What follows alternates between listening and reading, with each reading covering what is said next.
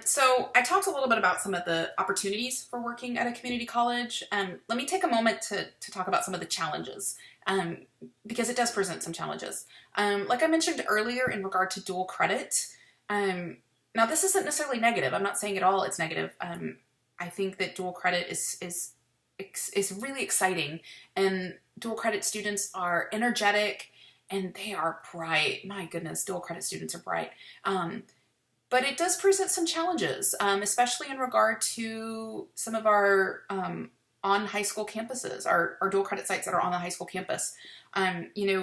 It's not to say that they aren't academically rigorous or there isn't academic integrity, but we have to have very specific conversations about what a college course looks like on a dual credit campus and making sure that that is the same, maybe not standardized, but the same sort of experience for students on the Corinth campus or on the Gainesville campus. And so that's not to say it's bad, but it does present some challenges that we have to work through. Other challenges are, the difference between an embedded instructor and an instructor that I send out to the campus. In regard to administration, an embedded instructor makes my job a lot easier. I don't have to find somebody who can go on Tuesdays and Thursdays at 9:23 to a campus 10 miles away if they already have an instructor hired in that high school who can teach college level English. And it does make it easier for students to participate in higher education and in college if they're not leaving their high school campus and they can stay on their high school campus. But it does present some challenges. What does it mean to take a college class with your high school classmates on a high school setting without access to some of the college resources? What does it mean for students who, if they're a dual credit student, sometimes those classes are significantly cheaper than for students who are on the high school setting. So for example, if you take dual credit English at Texas Women's University on the Denton ISD campus, it's about $150. If you take it on the Texas Women's University campus, it's about $1,000. Create some challenges, some ethical dilemmas in regard to dual credit. Some other challenges in the composition classroom, like I said, House Bill 2223, meaning that we are co-aligning developmental education courses with credit-based courses. We have to work really hard this last year to figure out what this is going to look like. I'm really excited. I think that we're going to be doing some really interesting things in our college credit course. We've used this as an opportunity to kind of talk about what does first year composition look like? How can we create a cohesive experience for students who might need to take this non-credit based reading or non-credit based writing support course? And how can we do that? So that's been really, really interesting, because the fact is we have to, what is the definition of an insanity or crazy is doing the same thing, expecting different results. Our statistics, if you kind of go and look some of those up, statistics for developmental education success in Texas is pretty abysmal. I believe it's 17% of students ever finish a developmental education course in Texas, 22% in English, meaning that only 1 in 5 students will ever finish their developmental education course, whether it's basic writing or Dev Ed math. And we have to do something.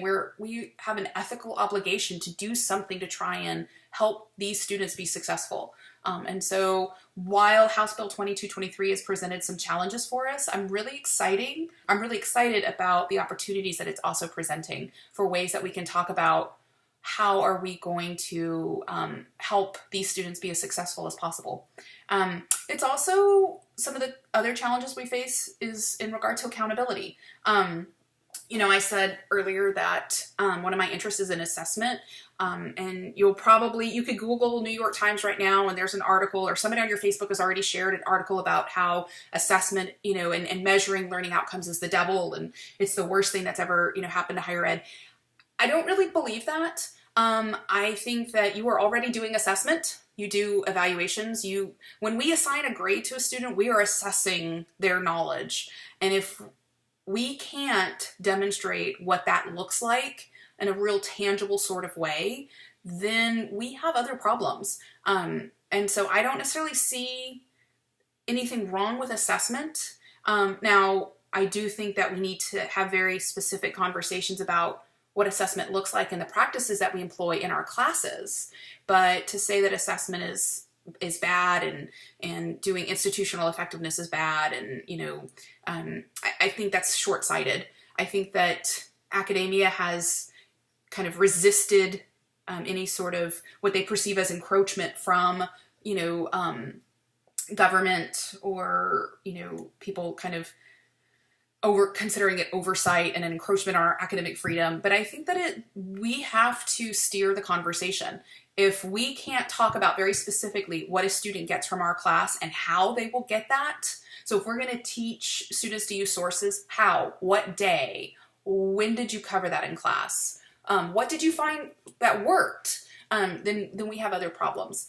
So for example, I do a lot of our assessment for our program, and it's been an opportunity to have conversations about what teaching strategies worked in the class, what teaching strategies didn't, what can we do to improve students' experiences in our courses, how can we make the class more student-centered.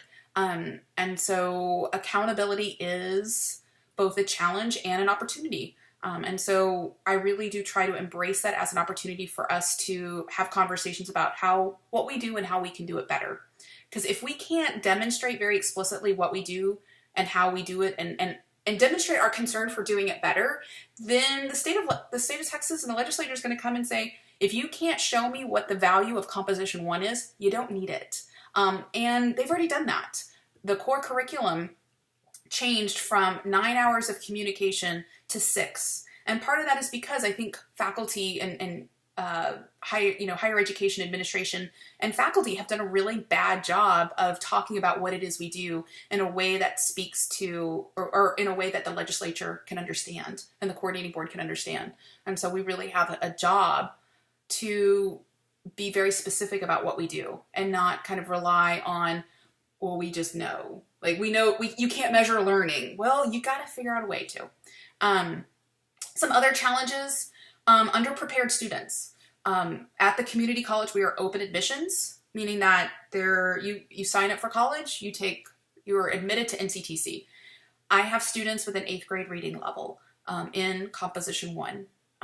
That is a challenge. It is a challenge, and you have to be very creative in the reading assignments you do. You have to be creative in your approaches to those reading assignments. You have to be very supportive of students when they struggle with reading, and you have to teach them oftentimes how to read, at least certainly how to read college level text. And that's not bad. That's not a bad thing. But if you come into teaching at a community college and you think, well, they're going to know how to read this text, you're going to be really disappointed. And you're going to have to really work to teach them. You also have a lot of students for whom English is not their heritage language. English might be their second, their third language. And that's not to say that they are not bad readers or bad writers, or that there's anything wrong with their critical thinking skills because they can't demonstrate that in English. But English will be a struggle. I had a student in my composition course who, this was his English, he was learning English as a second language. Spanish was his first. He was in Cal 1 at the same time he was in my Composition 1 class. And he struggled in composition. And he was advised that he would never go to college. And I thought that was the most ridiculous thing I'd ever heard. Just because he didn't know the grammar rules didn't mean that he wasn't exceptionally bright. He's gone on to graduate from NCTC, and he's transferred to UNT. He's an engineering major.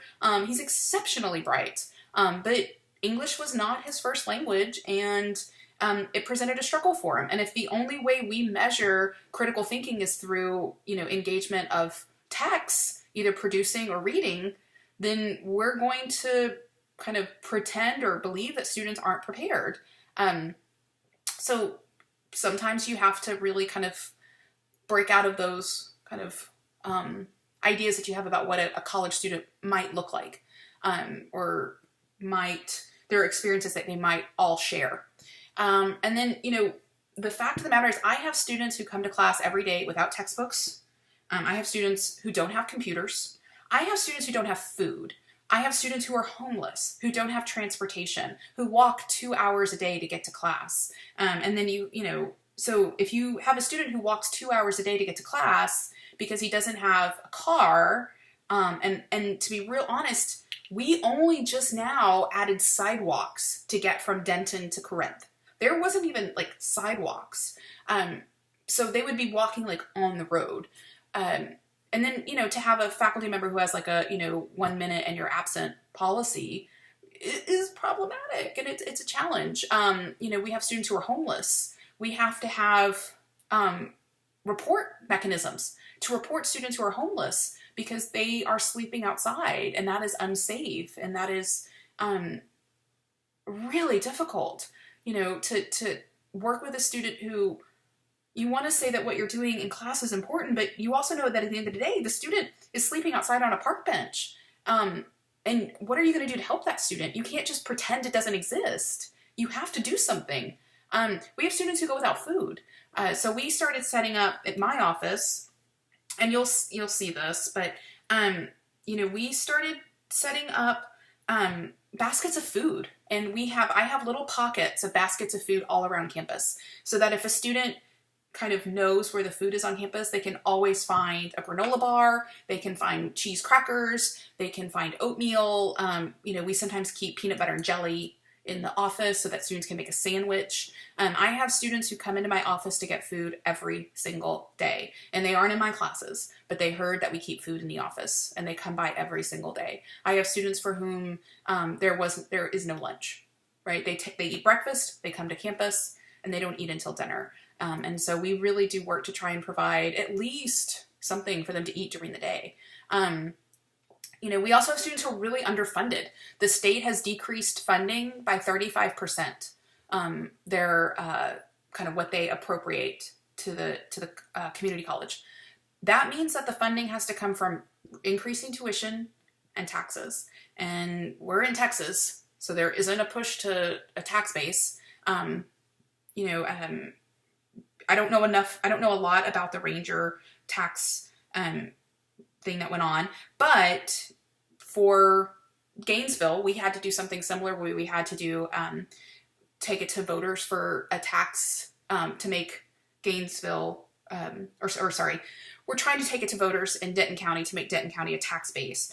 But it's a challenge, as kind of the Ranger College experience demonstrates. It's a real challenge. How do you quantify what it is a community college does in the community? How do you ensure or instill a sense of confidence in the tax base or in voters to make sure you're using those funds appropriately? And then how do you provide services when you don't have the funding to support it from the state, and you don't have it from the tax dollars, and you don't want to increase tuition because then you end up on the news and they're talking about increasing tuition.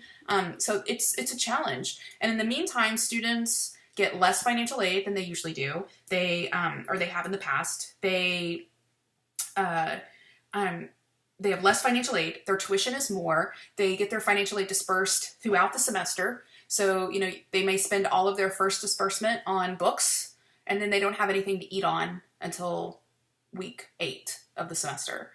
So our students are overwhelmingly underfunded. They're underprepared, and then sometimes so are our faculty. I have to rely on part-time faculty to provide the majority of the program of the courses in my division.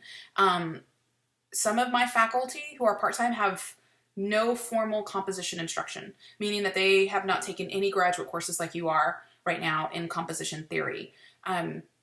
While they are phenomenal teachers, there's kind of this foundational component that might be missing. So when I talk about some things that we do in the classroom, sometimes we have to really kind of take a step back and go, okay, this is what I mean when I say this. And so it presents some challenges. There's also the difference between a multi-year versus a one-year contract. So for example, at Collin, faculty are on a multi-year contract, meaning that it's kind of akin to tenure, but it's just for 3 years. So you have to submit a multi-year contract every 3 years to get your contract extended. At NCTC, we're on a 1-year contract, and so what that means is that every year a faculty member is up for employment for the next year. It creates, some challenges and some opportunities as well.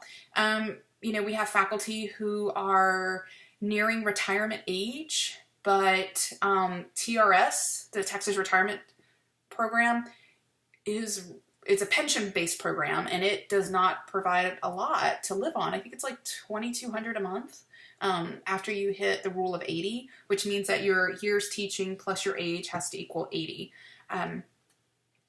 We also have a lot of faculty who are nearing retirement age, but they were enrolled in OAP, which is not a pension-based system. It's more like a savings account, and they don't have enough to support themselves during retirement. So, it really kind of creates a lot of challenges for those faculty who, maybe would like to retire and spend more of their time doing other things, but the state really hasn't provided an ample opportunity for that.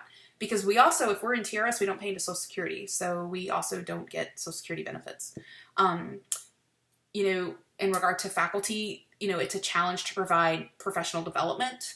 It's a challenge to provide opportunities for student conferences and office hours. So, for example, on my Corinth campus, I have 1 full-time speech faculty. So, out of 1,000 students taking speech in any semester, 1 in Corinth is full-time, meaning 1 faculty member is required to keep office hours. So if you are a student who is taking a class with a part-time faculty member, that faculty member may not have any office hours. You may never have access to that faculty member outside of class because maybe they're driving to a different campus or maybe they're going home.